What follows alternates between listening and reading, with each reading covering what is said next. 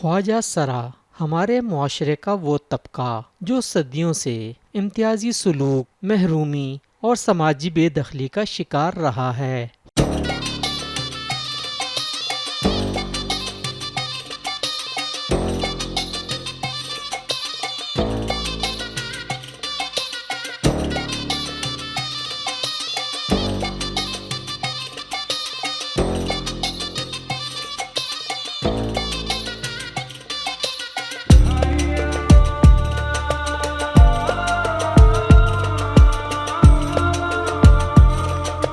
خواجہ سراؤ کی تاریخ مختلف تہذیبوں اور معاشروں میں صدیوں پر محیط ہے۔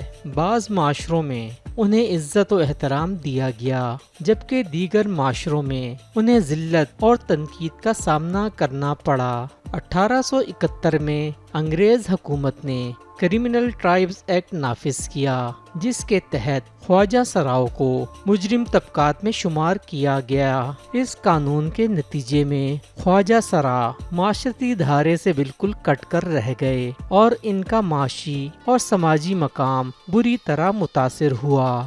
جیسے جیسے معاشرہ انسانی حقوق اور تنوع کے حوالے سے شعور پا رہا ہے، ویسے ویسے خواجہ سرا افراد کو کھیلوں میں شامل کرنے کی تحریک بھی زور پکڑ رہی ہے۔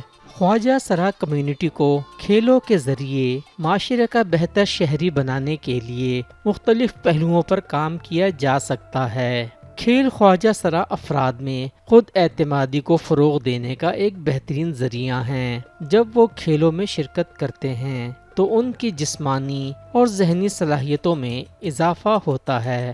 وہ اپنی قابلیت پر بھروسہ کرنا سیکھتے ہیں اور معاشرتی طور پر فعال کردار ادا کرنے کے لیے خود کو تیار کرتے ہیں۔ خواجہ سرا افراد کے لیے کھیلوں میں شرکت کا مطلب نہ صرف جسمانی فٹنس کا حصول ہے، بلکہ یہ ذہنی تناؤ، ڈپریشن اور احساس کمتری جیسے مسائل سے نجات کا بھی ذریعہ بنتا ہے۔ کھیلوں کے ذریعے خواجہ سرا افراد کو مختلف روزگار کے مواقع بھی حاصل ہو سکتے ہیں۔ پیشہ ورانہ کھلاڑی بننے کے ساتھ ساتھ انہیں کوچنگ، مینجمنٹ اور دیگر کھیلوں سے متعلق شعبوں میں بھی ملازمت کے مواقع مل سکتے ہیں۔